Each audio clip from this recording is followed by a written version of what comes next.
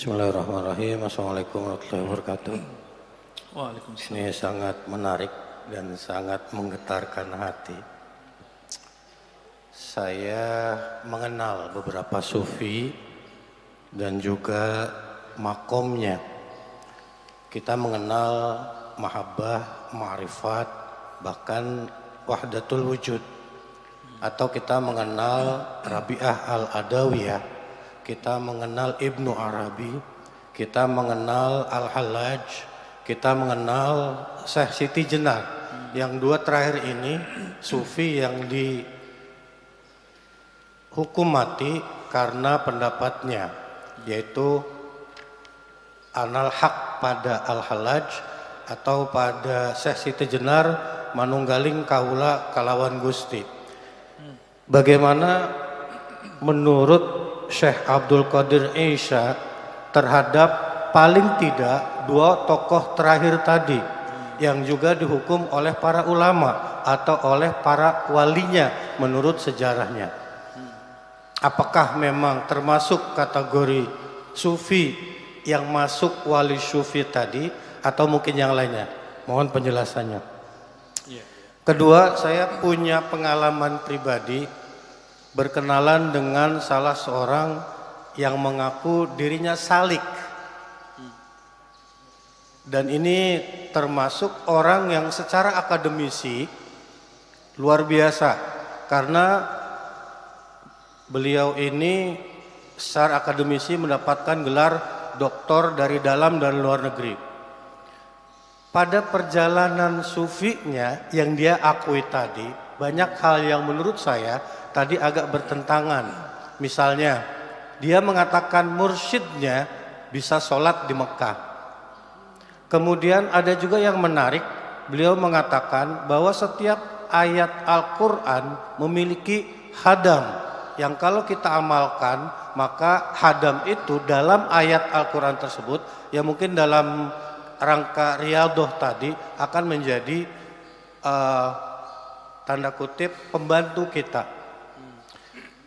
Banyak hal sebetulnya, ini makanya saya ingin tanyakan, termasuk ketika menyikapi penyakit. Padahal saya katakan tadi beliau adalah seorang akademisi yang harusnya bisa berpikir rasional, itu menganggap hampir semua penyakit itu penyakit non medis yang bisa disembuhkan dengan cara bertawasul atau bersolawat. Termasuk mungkin pernah ditanyakan solawat Jibril, yang kalau dia tidak mampu karena jumlahnya yang sangat fantastis bersolawatnya, misalnya 15.000 atau 20.000 atau 30.000, maka kalau dia tidak mampu melakukannya sendiri, dia bisa melakukan kolaborasi dengan jin atau dengan disebutnya malak, yang kalau dia tidak mampu maka dia harus membayar sekian juta untuk meminta bantuan tadi yang saya sebutkan jin atau malak tadi. Itu mohon penjelasannya Ustaz, seperti apa itu dan seperti apa sebetulnya tingkatan dari murid, salik, mursyid sampai wali itu, untuk mengetahui mursyid yang sebenarnya itu seperti apa. Terima kasih Ustaz. Assalamualaikum warahmatullahi wabarakatuh. Ya, terima kasih Pak, itu info penting bagi saya karena yang disebut oleh si dokter tadi tasawuf itu bukan tasawuf. Makanya Ibnu Ajibah, imam sufi mursyid tarekat Syaziliyah, memberi batasan. Tasawuf itu awalnya ilmu, ma'rifat, bukan amal, bukan riyadhah. Yang tadi dimulai dari riyadhah. Riyadhah kebatinan berarti Pak. Setelah berilmu, mengenal Allah, bermakrifat dulu, baru beriadah, latihan, wirid, zikir.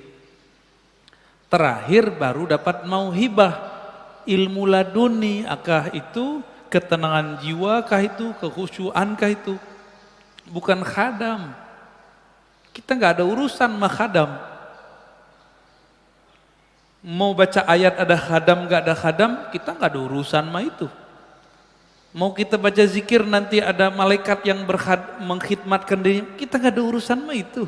Urusan kita hanya kepada Allah. Ini yang dikatakan oleh Imam Al-Junaid, tauhid itu, Junaid yang tadi sufi. Ifradul qidam anil hadis, anil hadas. Menanggalkan, memisahkan, mengesahkan Allah SWT dengan menanggalkan sisi-sisi selainnya yang baru. Jadi kalau masih tertarik sama kebatinan, khadam-khadam, lalu supaya sukses, bayar mahar, itu kebatinan itu Pak. Berbaju tasawuf, inilah yang dikatakan dengan mutasawwif, sufi palsu. Jadi sufi beda dengan mutasawwif. Itu sufi palsu. Ya. Adapun mengenai gurunya sholat di Mekah, kalau itu lain cerita. Masuknya kemana nih? Bab karomat atau bab khurafat, yang mana? Ada dua Pak. Kalau karomah, emang tiap hari karomah diberiin. Kalau khurafat, barangkali itu. Oh, syekh kita sholatnya di Mekah gitu. Sholat Jumat di Mekah. Loh kita lagi sholat Jumat, Mekah belum sholat Jumat Pak. Kita sholat jam berapa? Jam 12. Mekah jam berapa waktu itu? Baru jam 8. Bahlul namanya. Jadi hati-hati. Maka wajib belajar tauhid sebelum belajar tasawuf. Kalau enggak usah belajar tasawuf. Belajar tauhid aja. Belajar fikih aja Pak. Ya. Jadi daripada tersesat, nggak tahu nanti mana yang sahih nggak sahih, nggak usah belajar itu. Ya. Jadi kok bisa doktor? Lah doktor kan gelar akal bukan gelar ruhani. Doktor kan gelar dia nulis penelitiannya bagus, bukan berarti rohaninya bagus. Dulu salah satu dosen saya, namanya Prof. Bambang Pranowo, almarhum, orang Matla'il Anwar. Beliau mengisahkan pernah tersesat ikut Lia Edan. Hah? Apa yang terjadi Pak? Orang nanya, Prof, ente kan profesornya di luar negeri lagi, tamatan pesantren lagi, tauhidnya kuat, tapi kering, dia pengen cari sensasi rohani. Kok ikut Lia Edan? Jawaban dia apa? Gimana saya nggak mau ikut? Penasaran. Dia ngaku gurunya Jibril, pengen berguru sama murid Jibril, gitu. Setelah lama kebuka nggak bener. Nanti muncul ketemu lagi Pak, ada orang ngaku sufi tapi ngajarin reinkarnasi, titisan.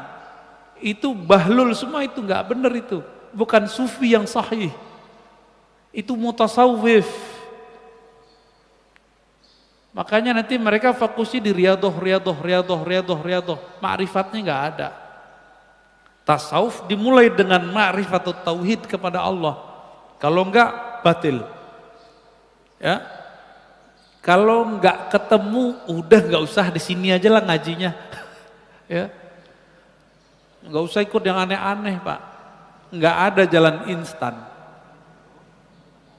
Quran aja turun 20-an tahun. Ya.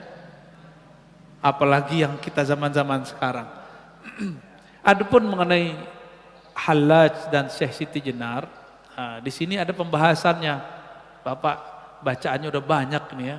Nanti ada pembahasan khusus Pak insya Allah. Nanti saya bahas mengenai Wahdatul Wujud. Di sini sudah ada halaman 434. Beliau sengaja tidak masukkan nama Hallaj, tapi pembahasannya ada di sini. Karena orang Thariqat Syadziliyah ini menghindari sesuatu yang clash. Jadi nama-nama seperti Hallaj nggak ditonjolkan jelas-jelas. Ada, tapi tidak jelas. Insya Allah next time saya jelasin. Ya. Ustadz, yang berkaitan dengan tadi, untuk menyadarkannya, kalau Prof. Bambang Pramono kan sempat keluar ya. Dari Lia Eden itu. Nah saya juga sebetulnya secara personal ingin menyampaikan kepada teman saya tersebut, karena saya berkeyakinan bahwa secara logika ini bisa diajak bicara gitu. Tapi pada faktanya susah sekali.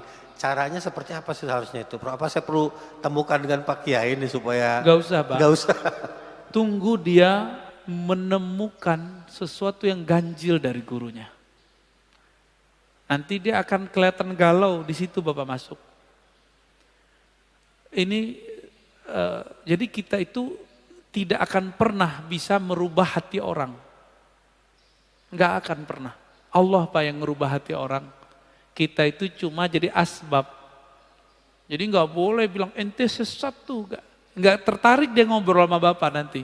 Ngobrol aja Pak santai terus. Orang berubah dengan ngobrol santai itu lebih baik daripada dia dikafir-kafirkan terus berubah.